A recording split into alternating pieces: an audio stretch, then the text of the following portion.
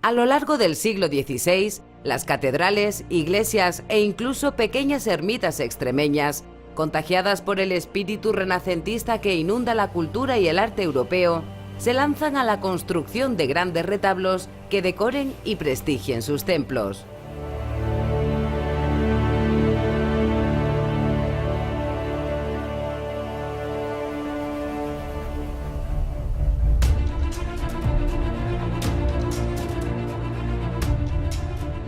Estos retablos son complejas obras de arte realizadas por destacados artistas que buscan con sus representaciones la emoción y la devoción de los fieles. Monumentales estructuras que en la mayoría de los casos siguen permaneciendo en el mismo lugar donde se instalaron hace 5 siglos.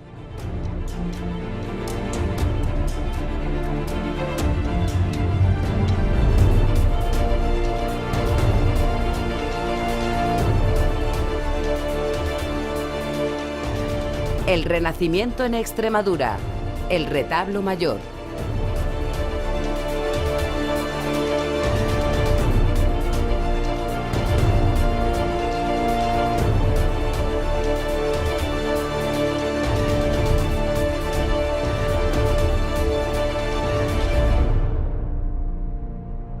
El retablo mayor, elaborado con piezas pictóricas y escultóricas, es una representación casi exclusiva de la Iglesia Católica Occidental y con especial presencia en la península ibérica, donde la retablística alcanzó un desarrollo extraordinario, difundiéndose por las colonias hispano-portuguesas de América y Asia. Estas obras monumentales eran un recurso didáctico que permitían que el catolicismo fuera entendible para una población mayoritariamente analfabeta.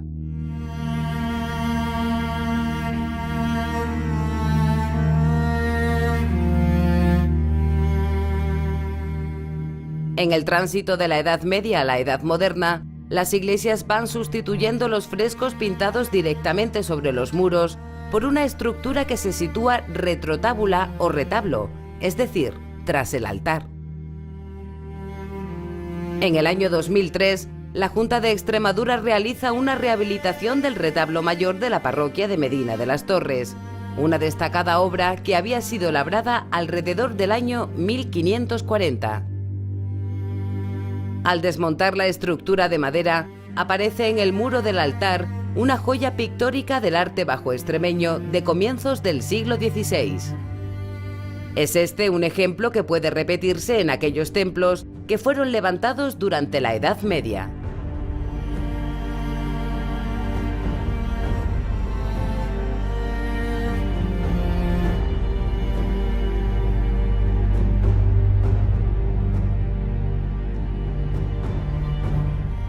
La guerra de sucesión entre Isabel y Juana arrasó tierras y propiedades en Extremadura. Por ello, el retablo mayor más antiguo que se conserva es el de Santa María la Mayor de Trujillo, construido años después de finalizar las guerras nobiliarias. El retablo está compuesto por 25 óleos sobre tabla, la mayoría de ellos pintados por Fernando Gallego, uno de los artistas castellanos más importantes y reputados del último tercio del siglo XV. En este tiempo, la historia del arte en la península ibérica está transitando del estilo gótico al Renacimiento.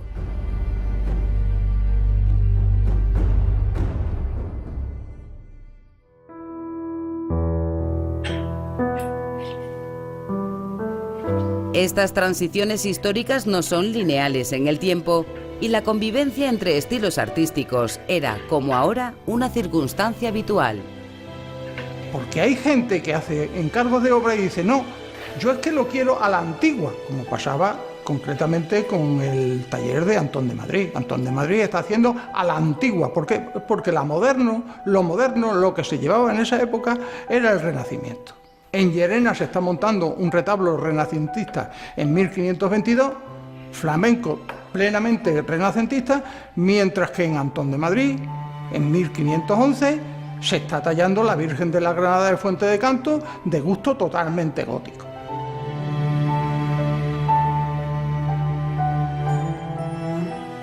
El taller de Antón de Madrid fue uno de los grandes constructores de retablos en la Baja Extremadura. Hoy día solo se conserva el de Calzadilla de los Barros. El retablo de Calzadilla de los Barros es una obra de estilo fundamentalmente gótico. Y lo es así porque el artista que lo idea, que lo pinta, está anclado en esa tradición gótica. Una tradición que perdura hasta comienzos del siglo XVI. Sin embargo, el autor de las pinturas es consciente de la evolución que el arte está experimentando y lo manifiesta utilizando esas nuevas técnicas.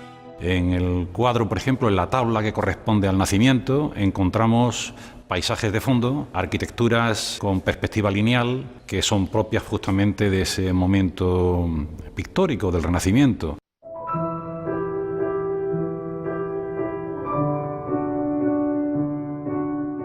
La pintura gótica destacó por su ruptura con la pintura del románico.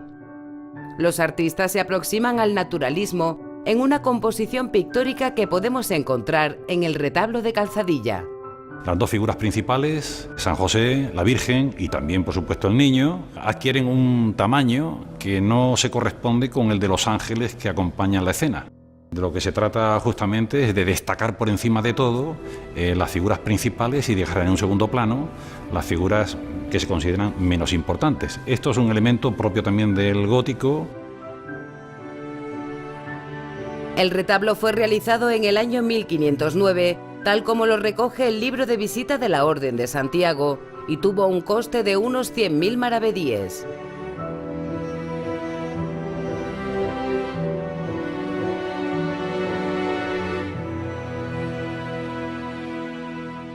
No se sabe con seguridad quién financió la construcción del retablo, pero dos personajes pintados en una de las tablas pueden tener la respuesta. Estos obispos, a mi juicio, representan la figura de un personaje nacido aquí en Calzadilla, que es don Diego Ortiz de Villegas, por aquel entonces obispo de Viseu en Portugal. Considero que es uno de los albaceas de la ejecución de este retablo. También lo fue de la capilla anexa a la iglesia, que es la que conocemos en Calzadilla desde siempre como la capilla del obispo.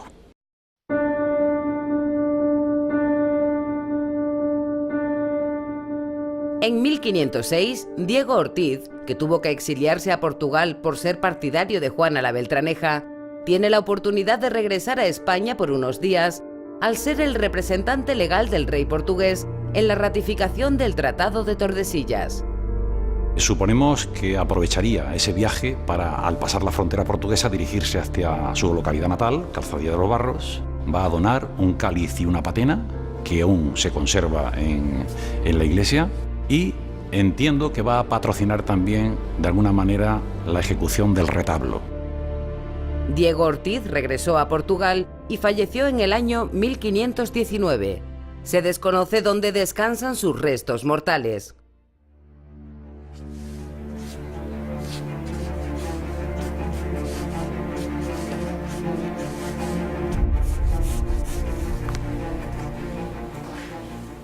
Solo un año antes de la muerte de Diego Ortiz, se instaló en el monasterio de Tentudía un retablo cerámico que introdujo en Extremadura los vientos del Renacimiento italiano.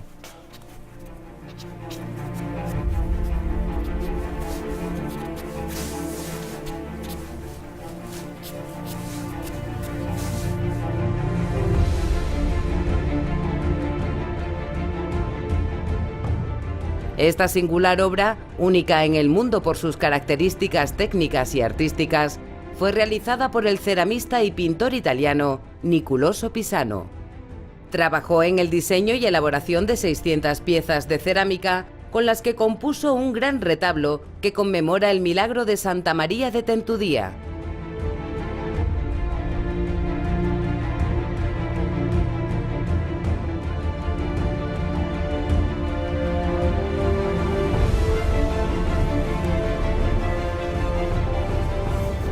Este retablo cerámico es una de las primeras manifestaciones artísticas que encontramos en Extremadura, estrechamente relacionada con el Renacimiento italiano. Niculoso Pisano era un artista afincado en Sevilla y por su apellido se le vincula con la ciudad italiana de Pisa.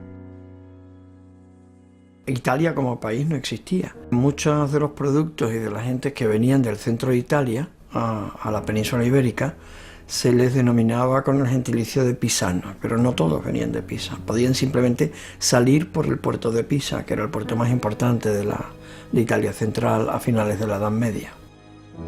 El Renacimiento italiano floreció en la región de la Toscana, desde donde emigra Niculoso Pisano, atraído por el esplendor de la ciudad de Sevilla. Pisano trae con él la técnica y el estilo artístico que se está desarrollando en Florencia. Y eso fue revolucionario, porque se podía pintar con todos los colores y de esa manera se podía imitar la pintura de Caballete. Y por otra parte, la segunda novedad sería que tenía una formación altísima desde el punto de vista artístico, igual que tenían los propios pintores de Caballete o los pintores murales. Cerca de la ciudad hispalense se encuentra la provincia santiaguista de León, y Tentudía era su principal enclave devocional. El vicario Juan Riero encarga a Niculoso Pisano un retablo cerámico que dé prestigio al monasterio de Tentudía. A las circunstancias climatológicas que tiene el monasterio, de humedad, de viento y demás, seguramente los retablos de madera tenían poco por venir en ella, con lo cual se pensó en un retablo cerámico.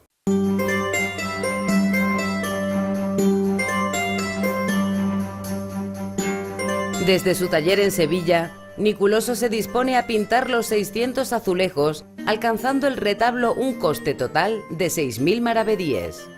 De ellos, como mandante que era, el propio Riero adelantó 5.000, con lo cual se aseguró un hecho fundamental, que es su presencia iconográfica en el retablo, y que además sea el único vicario del que tenemos alguna referencia iconográfica.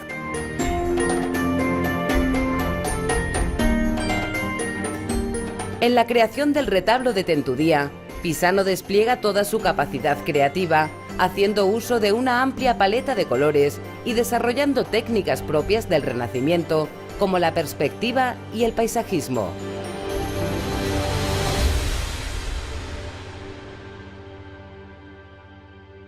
Entre los elementos decorativos del retablo están los grutescos, un recurso creativo que Pisano importa de Italia.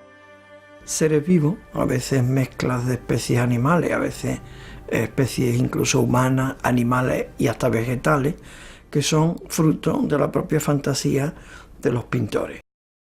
Son dos los protagonistas principales del retablo, la Virgen María y el fundador de la ermita en el siglo XIII, héroe de la leyenda de Tentudía, el maestre santiaguista Pelay Pérez Correa.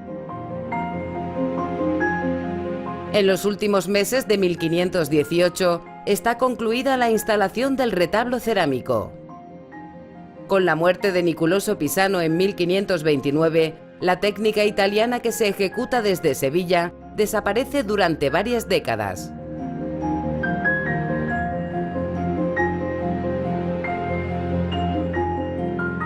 Si la cerámica en el sur de Extremadura está vinculada artísticamente con Sevilla, al norte de nuestra región la influencia llegará de los ceramistas castellanos.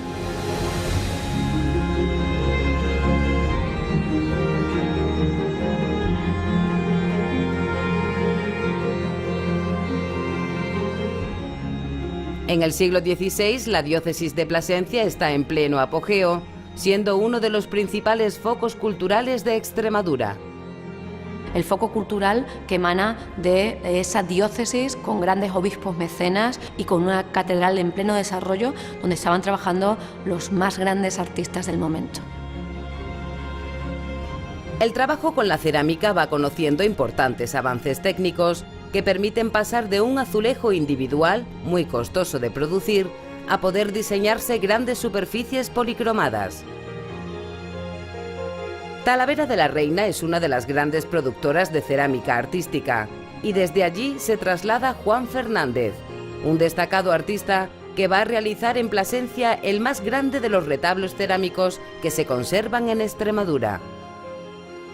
Es un retablo de estructura manierista, presidido en la calle central por un gran calvario y ambos lados se distribuyen 4 recuadros, son cueros recortados muy al gusto renacentista y en los que se ascriben diferentes figuras de santos dominicos, además de San Pedro y San Pablo. En el Museo de la Catedral también se conserva otro retablo anónimo que originalmente se encontraba en la iglesia de San Lázaro. Fue encargado por el gremio de los zapateros como ofrenda a sus santos patronos, San Crispín y San Crispiniano.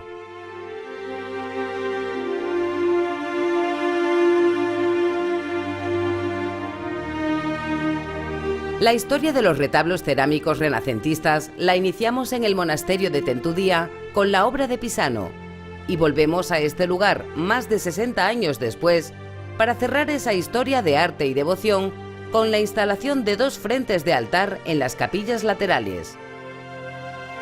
En Tentudía encontramos los 2 ejemplos de frontales de altar cerámico. Por un lado, los que poseen azulejos de arista con motivos geométricos o vegetales, como el de Niculoso Pisano, y por otro lado los de superficie plana pintada, como los de las capillas laterales, que normalmente representan la imagen de una santa, un santo o una virgen o una escena bíblica en una cartela en el centro del frontal.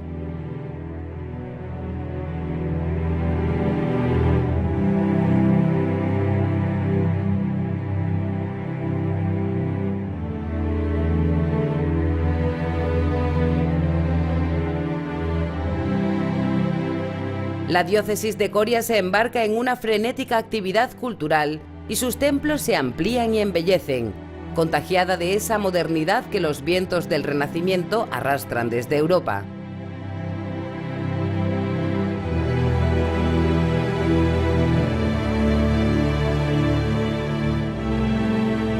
Si bien Coria es la sede de la histórica diócesis romana, Cáceres está creciendo y acoge importantes familias nobiliarias. Las iglesias cacereñas adquieren notoriedad, se amplían y se amueblan con ricas obras de arte. La iglesia de Santa María de Cáceres va a ser una de las que inicia esa reforma con la presencia de grandes arquitectos del Renacimiento. Y también le quieren dotar de un arte mueble fundamental. Y para ello van a contar con 2 grandes artistas que son Roque Balduque y Guillén Ferrán. En el año 1547 se firma el contrato con los artistas que en ese momento trabajan para la Catedral de Sevilla. La ventaja es que los artistas se trasladan a la ciudad y probablemente en el Palacio Episcopal montan el taller y ahí empiezan a tallar ese magnífico retablo que va a ser uno de los grandes ejemplos renacentistas con influencia flamenca. Los 2 artistas trabajan rápidamente en el retablo porque lo quieren acabar en el plazo de 3 años y aproximadamente se va a acabar en ese plazo porque se terminó en 1551, que es el año en el que se instala.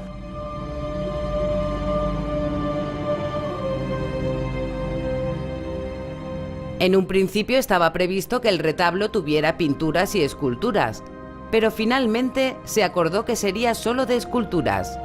El programa iconográfico es muy complejo y habla de la vida de la Virgen y de la infancia y pasión de Cristo.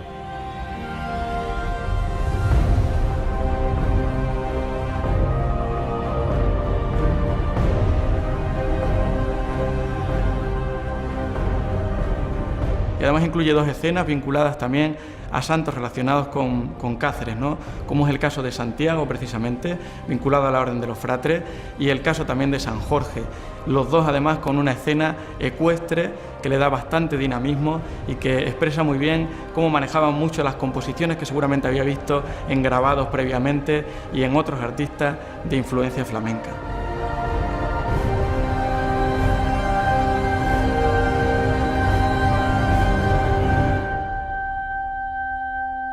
Inicialmente se había presupuestado la obra en 160.000 maravedíes, pero ante la complejidad del proyecto, los gastos se dispararon hasta superar los 700.000 maravedíes, una pequeña fortuna para la época.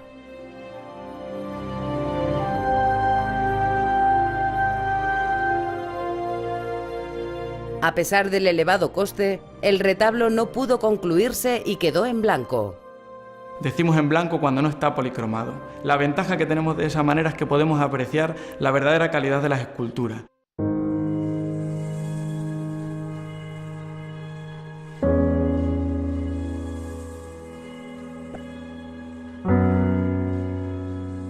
Ha pasado solo una década desde la instalación del retablo de Santa María, cuando la parroquia de Santiago sorprende a todos con la contratación de los servicios de Alonso Berruguete, uno de los referentes del Renacimiento español. Esto va a llevar a Cáceres a ser la vanguardia en el arte renacentista.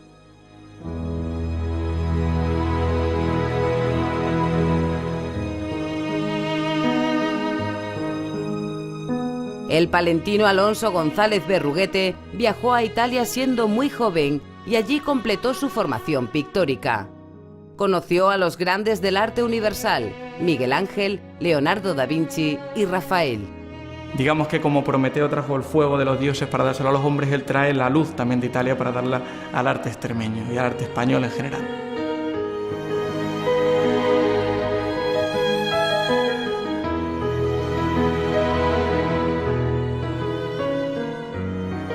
Pero lo sabe releer y lo sabe transformar además, no para hacer esculturas en mármol como se hacían en Italia o grandes arquitecturas, sino para nuestro elemento más genuino, que es el retablo.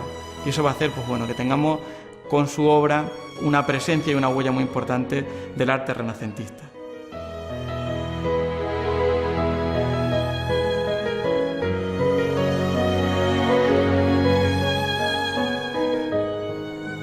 Berruguete se encuentra en el periodo creativo más importante de su carrera. Pero el artista se aproxima a los 70 años de edad cuando está trabajando en el retablo de Santiago, y eso pone en riesgo la continuidad de la obra. Tanto es así que no llegó a terminar el retablo. En 1561 Berruguete muere y no se termina el retablo hasta 1564.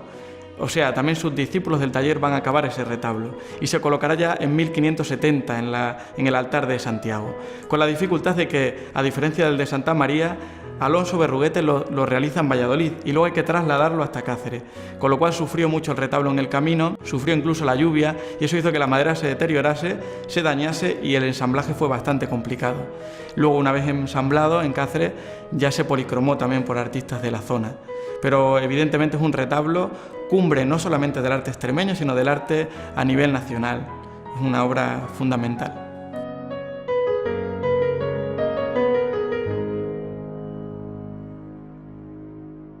El programa iconográfico del retablo presenta en el centro a Santiago Matamoros en la batalla de Clavijo. En la parte superior aparece Jesús en la borriquita, una imagen poco habitual en los retablos. A la derecha, una imagen de San Francisco, guiño a Francisco de San de Carvajal, mecenas y precursor de la reforma de la iglesia y del retablo de Berruguete.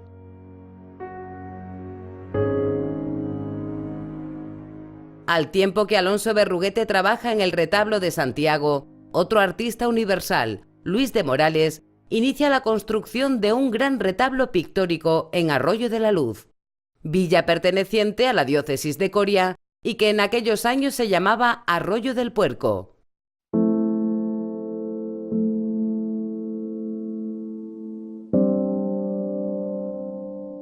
Este retablo lo componen 20 cuadros realizados en tablas y es la mayor colección del pintor conservada en el mismo lugar para el que fue creado.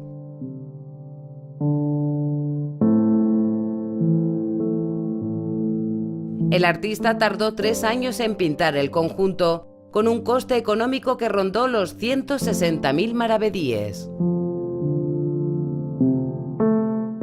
Morales utiliza el leve alargamiento de las figuras. Féminas pálidas como la cera con párpados caídos. No hay sonrisas ni lágrimas en Morales, que muestra sin complejo su admiración por el esfumato de Leonardo. El divino Morales es un seguidor de Leonardo da Vinci. La frente amplia, la sonrisa misteriosa, el tratamiento de la luz, el tratamiento del dibujo, del color, son un paralelo claro de lo que Leonardo hace en la Gioconda.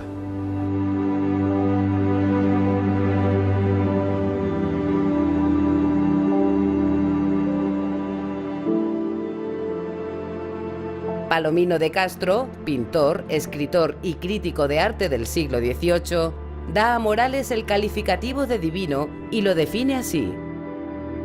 Todo lo que pintó el divino fueron cosas sagradas, porque hizo cabezas de Cristo con tan gran primor y sutileza en los cabellos que el más curioso quiere soplarlos para que se muevan.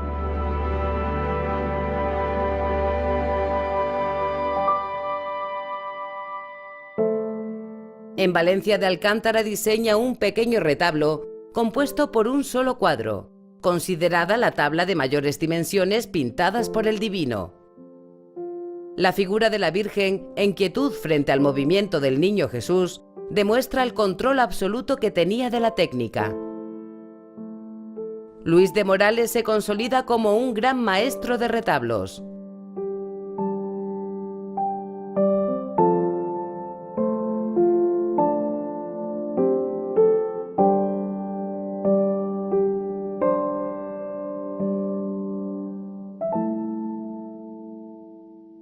Los talleres de la retablística llegan a ser escuelas donde confluyen numerosas disciplinas artísticas. El saber no se centra en una persona, se centra en un equipo.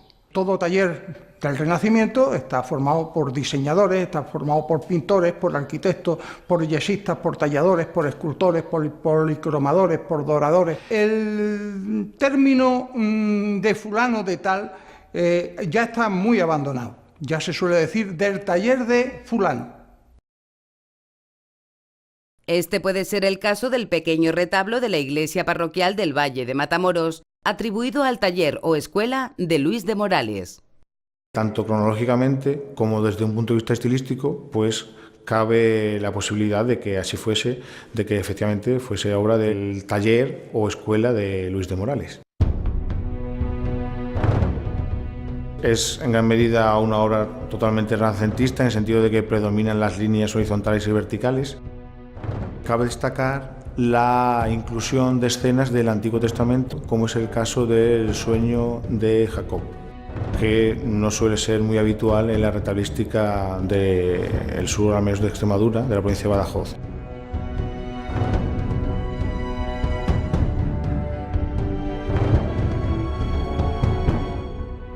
Este retablo de Fregenal de la Sierra es uno de los referentes, junto al de Cáceres, de la retablística en Extremadura. Su técnica constructiva permite a los expertos viajar a lo largo del siglo XVI y comprobar cómo el Renacimiento fue un movimiento vivo y en constante adaptación y perfeccionamiento.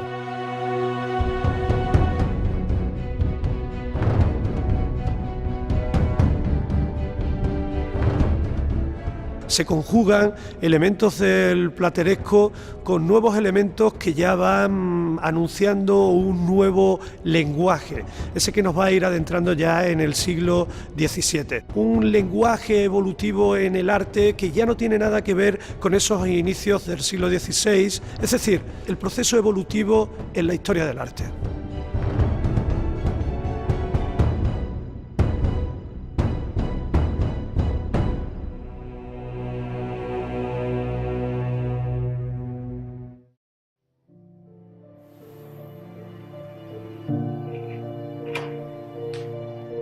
Fueron muchos los retablos realizados durante el siglo XVI en Extremadura.